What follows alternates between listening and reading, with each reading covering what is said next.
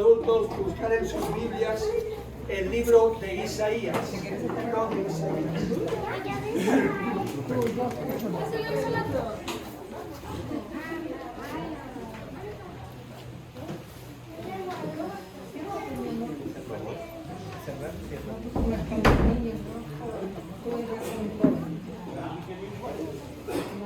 Estaremos en Isaías capítulo 9.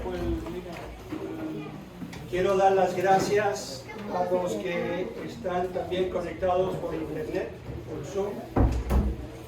Tenemos algunos ahí y les quiero dar a ellos también la bienvenida. Isaías capítulo 9, versículo 6.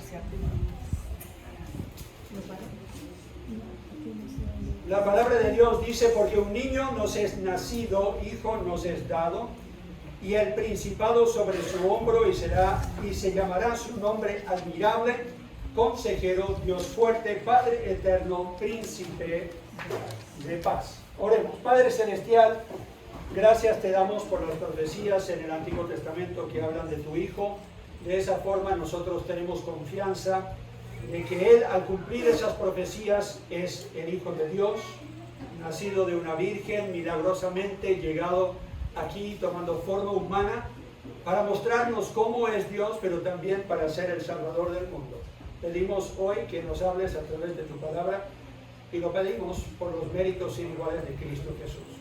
Amén. Isaías capítulo 9 es solamente una de muchas profecías, más de 300 profecías que hablan de la vida de Jesucristo. Y yo no sé si a ustedes les gusta la matemática. Cuando yo era más chico y estudiaba, no me gustaba mucho la matemática, pero una de las cosas que siempre me fascinaba era la probabilidad de que algo sucediera. Y no porque me gustaba jugar la lotería, pero por ahí va la cosa. La importancia de las profecías las vemos en que, porque tenemos esas profecías, algunas de ellas 500, otros 600, algunos 700 años antes de que naciera el Señor Jesucristo, tenemos nosotros muchos falsos mesías y prometidos que llegan y dicen: yo soy el Hijo de Dios y yo vengo a traer salvación, o yo vengo a traer este mensaje de Dios, pero no cumplen las profecías. Así que eso ayuda a que nosotros podamos descartar. Jesús dijo en Mateo 24 que llegarían muchos diciendo: yo soy el Mesías, y otros dirían: ya lo encontramos y está en el desierto, está en el monte o está en ese otro lugar. Y hasta el día de hoy hay gente, los pueden encontrar en internet, en televisión, que dicen: yo soy el Hijo de Dios, el Mesías, el Salvador, vine a establecer mi reino. Pero sabemos que no lo son, porque no cumplieron las profecías del Mesías como las cumplió Jesucristo. Perdón.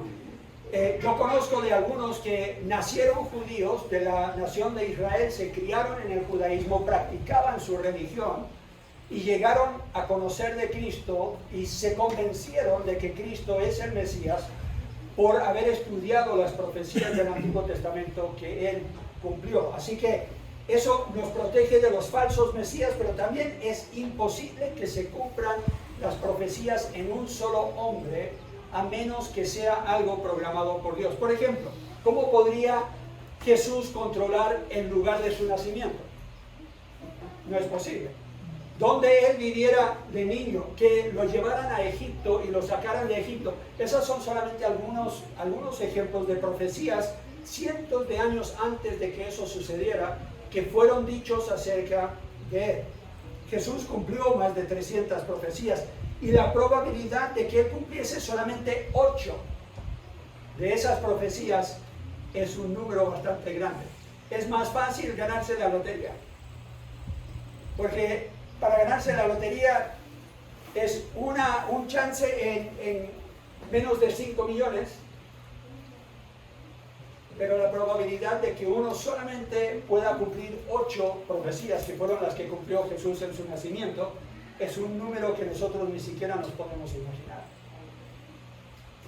Sería similar a cubrir Chile con monedas de 100. Esa era la ilustración de hoy. Iba a tener monedas de 100 para los niños y ver cuántas veces tenían que ir sacando moneda de 100 antes de que les tocara la moneda que estaba marcada, ¿no? Y después iba a dejar que se llevaran las monedas, pero no les cuento porque se van a sentir decepcionados que se me quedaron las monedas en la casa. Chile tiene un área geográfica de más de 756.000 kilómetros cuadrados. Si cubriéramos todo Chile con monedas de 100, pero a una altura de medio metro, y marcaras solamente una de esas monedas, ¿se lo pueden imaginar? Más allá de Antofagasta, Arica, bien al norte, todo Chile, hasta Coyhaique y más allá, cubierto de monedas de 100 a la altura de medio metro. Esto lo han dicho los científicos, no lo descubrí yo. La probabilidad sería la misma de encontrar una moneda entre todas esas marcadas que Jesucristo cumpliera 8 profecías de su nacimiento. Piénsenlo. Cuando la gente dice, no, pero yo no creo que Jesús es el Hijo de Dios, imposible que Él sea el prometido, imposible que Él sea el Salvador, Él era un hombre común y corriente como todos los demás. No lo era. Y tenemos las pruebas. Matemáticamente, científicamente, es imposible que alguien reúna todos los requisitos como los reunía Jesucristo para ser el Mesías, el prometido de Israel, el Salvador del mundo. Así que si en algún momento has dudado si Jesucristo realmente era el que decía ser, con esto ya deberías tener poca o nada de duda.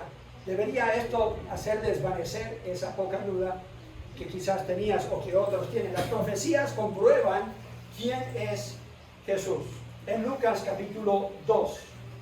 Ahora vamos a pasar a Lucas y vamos a estar en Lucas un poco de tiempo. En Lucas capítulo 2 y versículo 10. Es por esto que el ángel claramente hablaba de una señal. Israel, la Biblia dice, siempre estaba buscando una señal. ¿Y por qué lo estaban buscando? Porque Dios en el Antiguo Testamento les dio más de 300 señales y dijo, cuando vendrá el Mesías, el Salvador, el que los va a rescatar a ustedes, Él cumplirá estas señales. Entonces ellos ya se habían memorizado estos pasajes de la Biblia y estaban buscando a alguien que los cumpliese.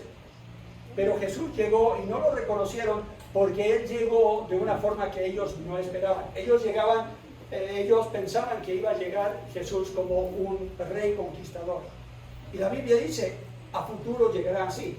Tenemos esas profecías que todavía no se han cumplido. Entonces ellos mezclaban las profecías y pensaban que en su primera venida Jesús iba a llegar como un conquistador. Pero Jesús nació ¿dónde? En un pesebre, de una familia humilde, de una madre que probablemente tenía poca educación porque en ese tiempo no educaban a las mujeres. Sabía de las escrituras, sabía de las promesas del Mesías porque en eso sí las educaban. Y se imaginan el privilegio que ella sintió al ser elegida por Dios, por gracia, dice la Biblia.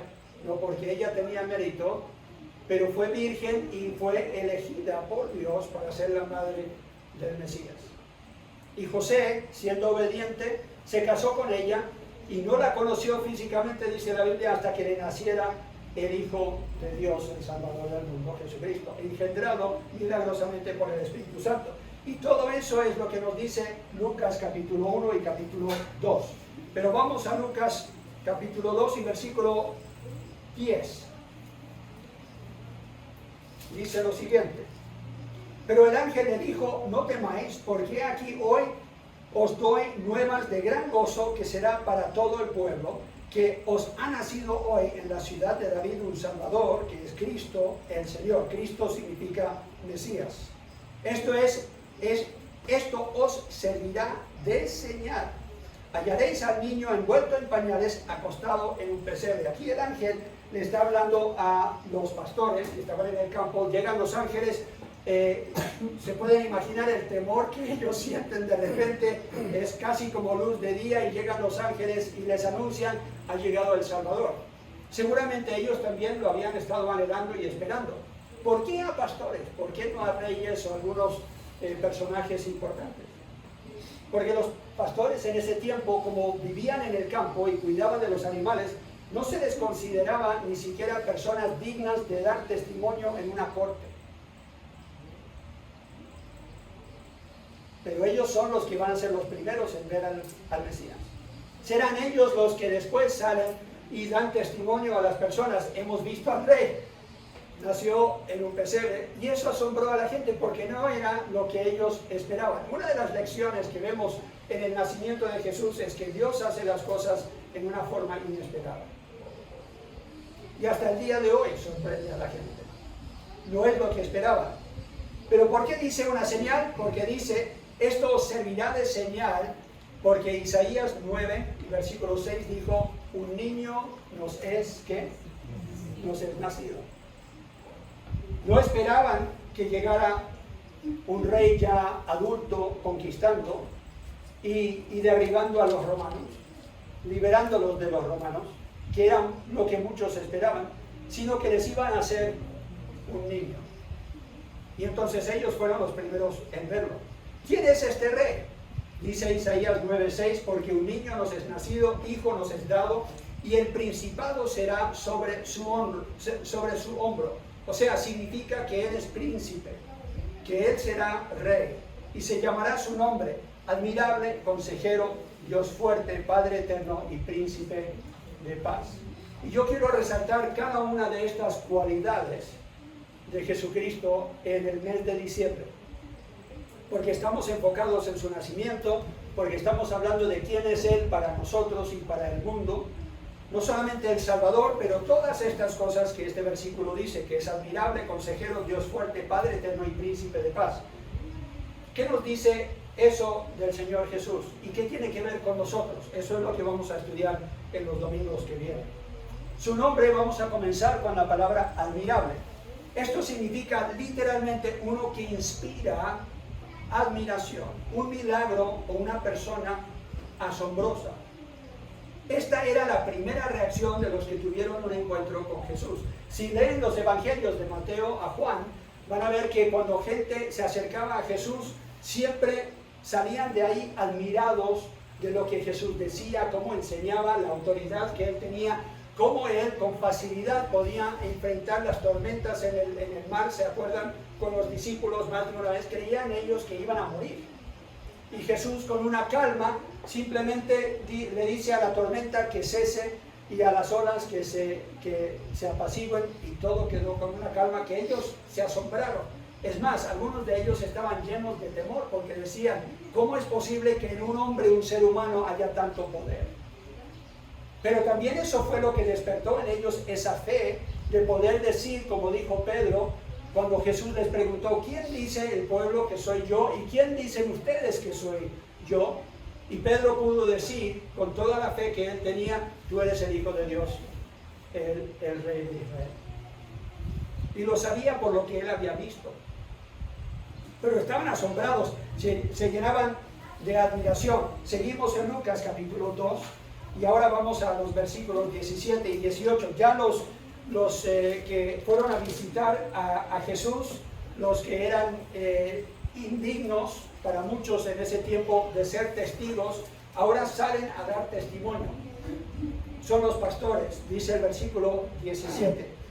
Y al verlo, ellos dieron a conocer lo que se les había dicho acerca del niño, y todos los que oyeron se maravillaban de lo que los pastores les decían, pero María guardaba todas estas cosas, meditándolas en su corazón.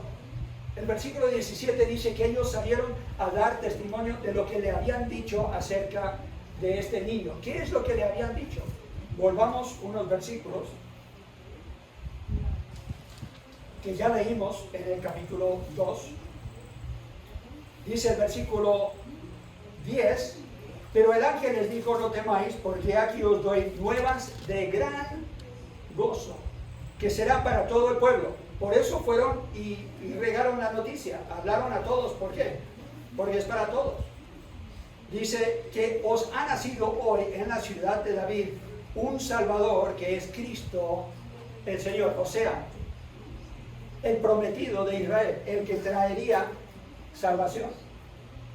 Y ellos anhelaban ese día, oraban todos los días. Si eres un buen judío, hasta el día de hoy, oras todos los días pidiendo que llegue el Salvador, porque ellos no lo reconocen, no reconocen a Jesucristo como el que ya había llegado. Los pastores después, dice el versículo 20, seguimos leyendo, damos la vuelta a la hoja, o por lo menos en mi Biblia, dice, y al verlo dieron a conocer lo que se les había dicho acerca del niño, versículo 17, y el 18 dice, y todos los que oyeron se maravillaban de lo que los pastores les decían. Pero María guardaba todas estas cosas, meditándolas en su corazón, y volvieron los pastores glorificando y alabando a Dios por todas las cosas que habían oído y visto, como se les había dicho. ¿Se pueden imaginar? Yo creo que nunca más fueron iguales ellos. Eran unos pobres pastores, pero de repente ahora todos quieren oír y escuchar. Yo creo que cuántas veces le contaron a los nietos la historia de que se les apareció los ángeles, ¿no? Seguramente sus hijos ya se cansaron de la historia. Cada vez que llegaba la fecha, seguramente ya de viejito este pastor le quería contar a todo el mundo lo que había, porque es una experiencia que uno nunca va a olvidar. Y debería asombrarnos a nosotros. Debería llenarnos a nosotros de lo que ellos sintieron.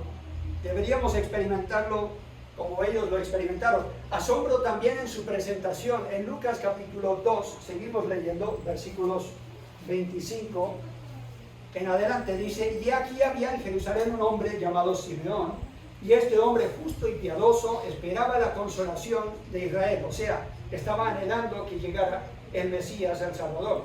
Y el Espíritu Santo estaba sobre él, y le había sido revelado por el Espíritu Santo que no vería la muerte antes que viese el ungido del Señor, o sea, Jesucristo. Y movido por el Espíritu vino al templo.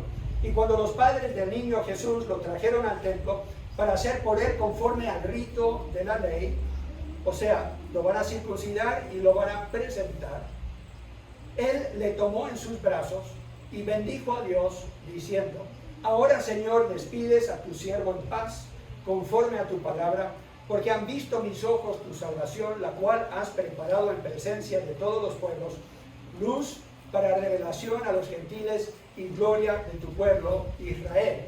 Y aquí él está hablando de Isaías capítulo 42, o sea, está recitando de memoria otra profecía de la llegada del Mesías.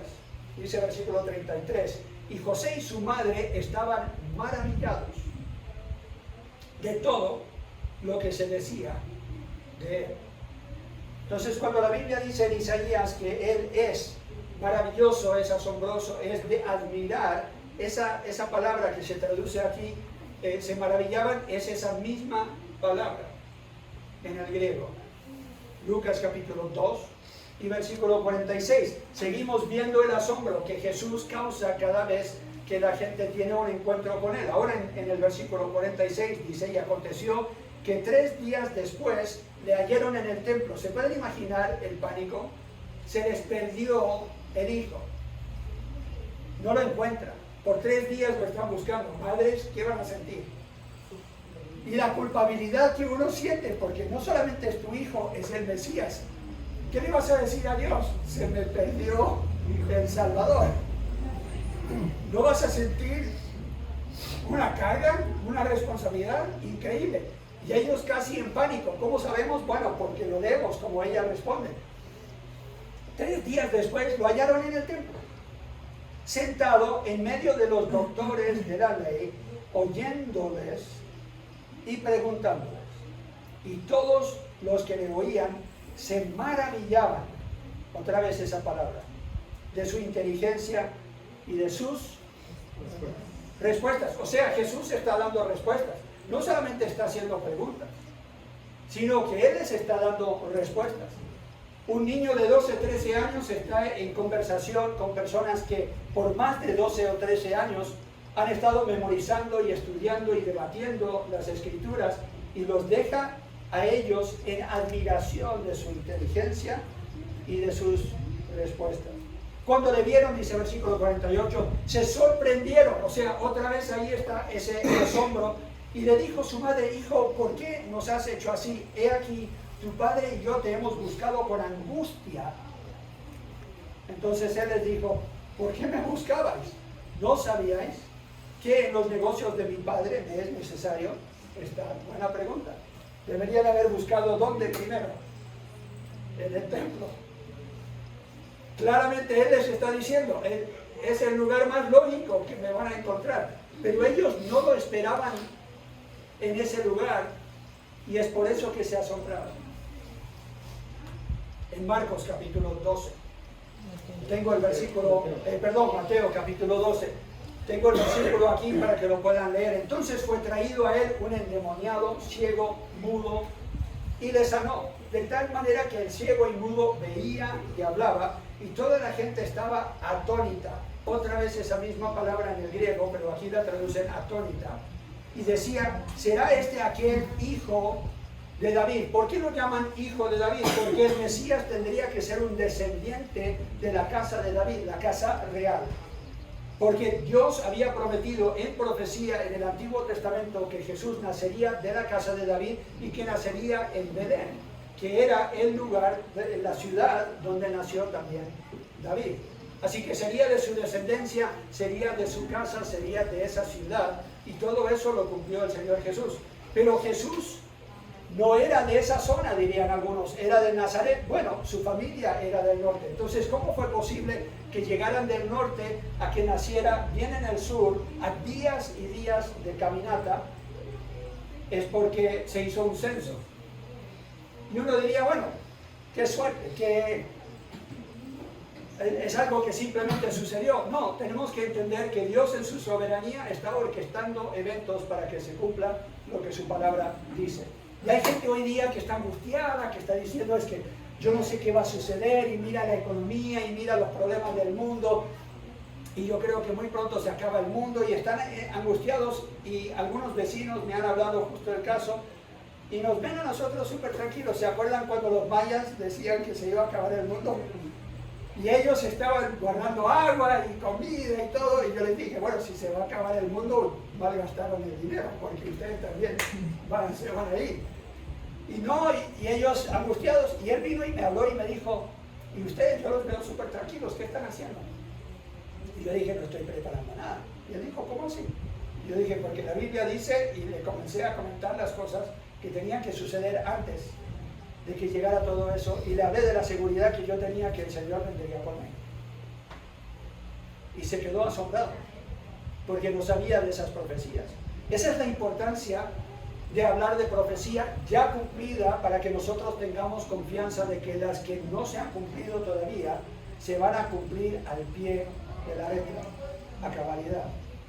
Mateo 15, versículo 30, dice, y se les acercó mucha gente que traía consigo a cojos, ciegos, mudos, mancos y otros muchos enfermos, y los pusieron a los pies de Jesús y los sanó. De manera que la multitud se maravillaba, viendo a los mudos hablar, a los mancos sanados, a los cojos andar, a los ciegos ver, y glorificaban al Dios de Israel. La admiración entonces que recibió Jesús no solamente fue durante su nacimiento o cuando era niño, pero también en su ministerio. Lo que él hacía demostraba que el poder de Dios estaba sobre él. Pero ¿qué pasa con nosotros hoy? Como que hemos perdido el asombro, como que hay poca admiración por Dios. Es más, a veces nos da vergüenza decir que somos cristianos. ¿Por qué? Deberíamos nosotros, más que cualquiera, admirar al Dios del universo y a Jesucristo. Pero yo creo que se cumple el dicho que tengo aquí, la familiaridad engendra desprecio. ¿Les ha pasado alguna vez? Compran el auto y está nuevito y se lo quieren mostrar a todos, ¿cierto? Y quieren hablar del auto y la marca, y se saben el tamaño del motor y todo, y cuánta benzina, y están hablando de todo, y llamas a tu vecino, tu amigo, lo que sea, y cada vez que sales a dar una vuelta, te gusta andar bien lento y saludar a todos para que vean que andas en el auto nuevo, ¿cierto? Y te sabes el nombre del color y todo. Y te van a preguntar cuánto te costó, y ahí vas a mentir, pero Dios te perdona. No, no deberías mentir. Pero es nuestra costumbre, ¿sí o no? Y admiramos ese auto. ¿Qué pasa después de 2 años? Comienza, no, nadie va a comer en este auto. ¿Cierto? ¿Les ha pasado? Y ahí, por si acaso, si hay una basurita, ahí hay un tarrito de basura, y Y ahí también lo tengo bien preparado con una bolsita para que le echen la basura y todo, ¿cierto? Después de unos años uno comienza a ver las fallas. Y de repente uno dice, me lo voy a cambiar. ¿Por qué? Porque viste otro que te gusta más. Puede ser hasta el mismo auto, puede ser de la misma compañía, puede ser un modelo simplemente más nuevo. ¿Por qué? Porque ya hay un desencanto con algo que ves todos los días.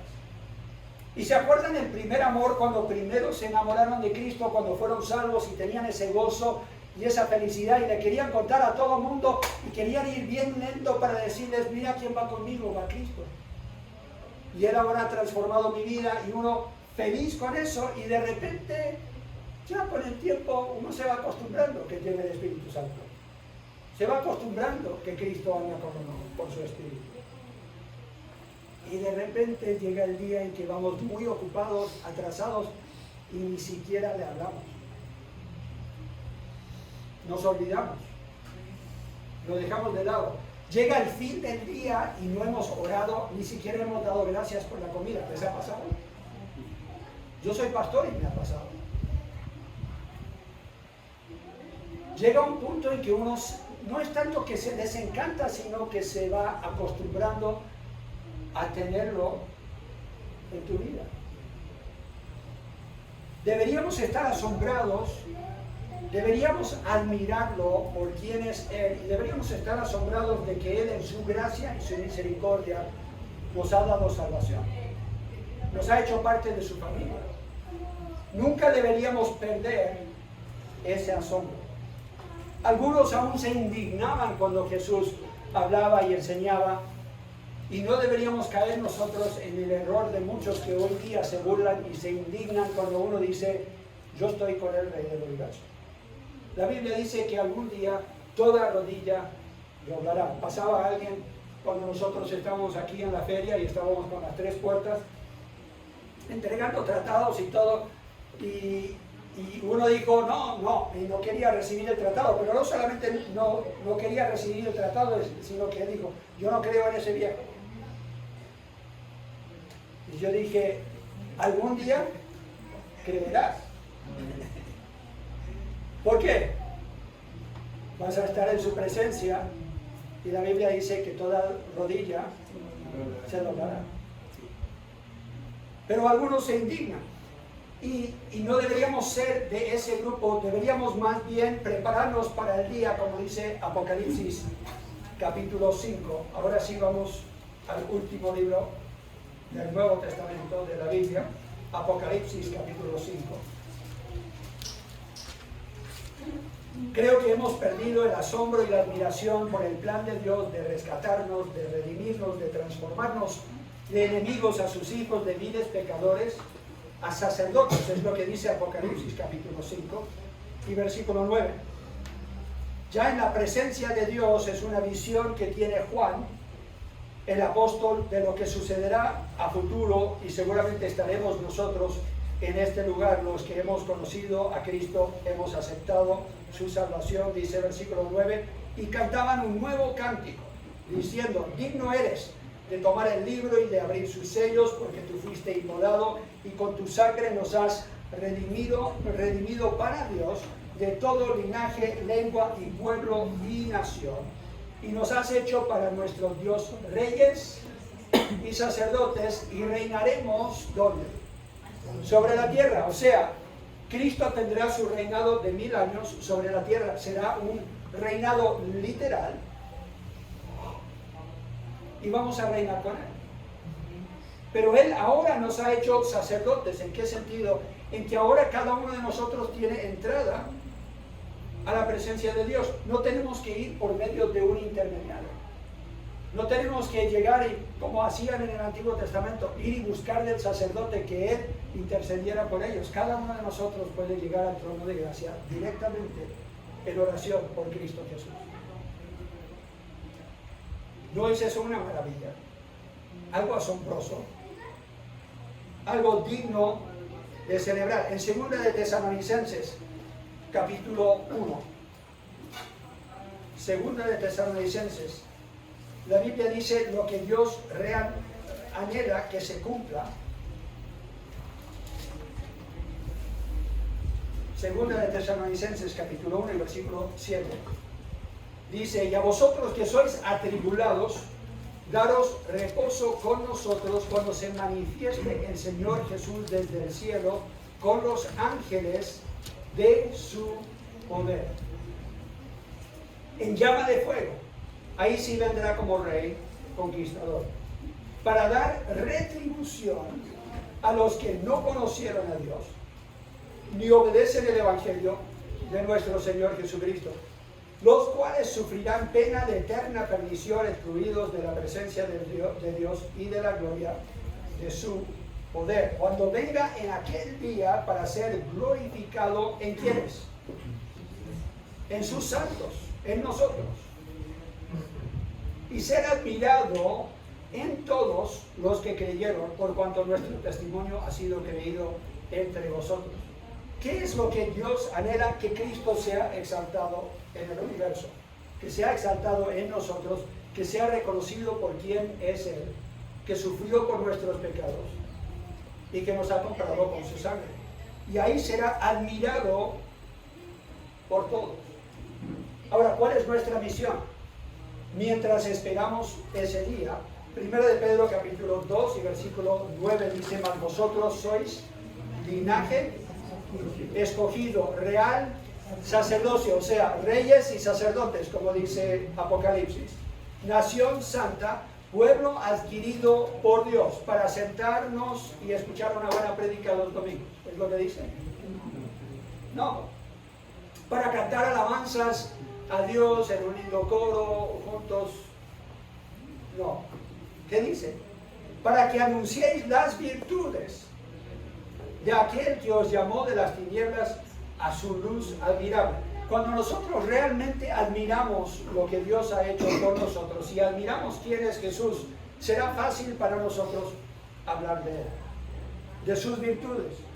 Anunciaremos las virtudes de Jesucristo y esa es nuestra misión, porque Él es digno de admiración ante todo el mundo. Oremos. Ahí con tus ojos cerrados, tu cabeza inclinada, te he mostrado en la Biblia lo que la profecía dice que vendrá algún día en que estarás en la presencia de Dios y quizás no estás preparado. Quizás no estás preparado. La Biblia dice que Cristo murió por tus pecados, derramó su sangre en la cruz por ti. No puedes por tus buenas obras ganarte la salvación. Es un regalo de Dios. Porque si fuera por tus obras, de más murió Cristo. Hoy podría ser el día en que tú tengas esa seguridad de tu salvación cuando venga Cristo. Y ya no vendrá para retribuir contra ti por no haber creído el Evangelio, sino que serás uno de esos que lo admira y se goza en su venida.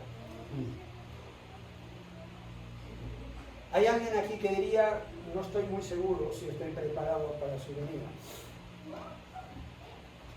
Nadie está mirando, solo con alzar la mano yo oraré por ti. No te voy a llamar al frente, no te voy a hacer pasar vergüenza, pero quiero orar por ti. Si no tienes esa seguridad de tu relación con Dios, nadie está mirando, alza la mano nomás, voy a orar por ti. ¿Hay alguien? Muy bien, ¿alguien más? Ok.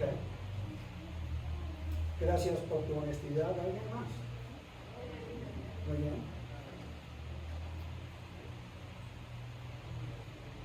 ¿Habrá alguien más?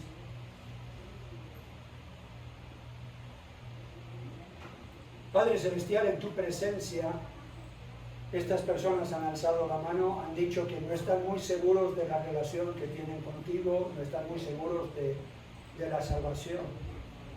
Yo pido que llenes sus corazones de un deseo de hablar con uno de nosotros, que le podamos mostrar de la palabra tuya, cómo ellos pueden tener esa seguridad, cómo pueden ser salvos, cómo pueden ellos en ese día que venga tu Hijo Jesucristo, puedan admirarlo y con gozo recibirlo y no con temor. Pido, Señor, que les tengas misericordia y que los llenes de fe. Y para los que estamos en este lugar, que ya tenemos esa seguridad de nuestra salvación, yo pido, Señor, que nos ayudes a ser los testigos que debemos ser.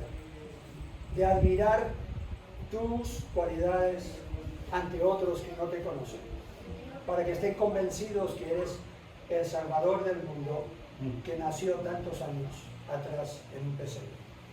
Lo pedimos en Cristo Jesús.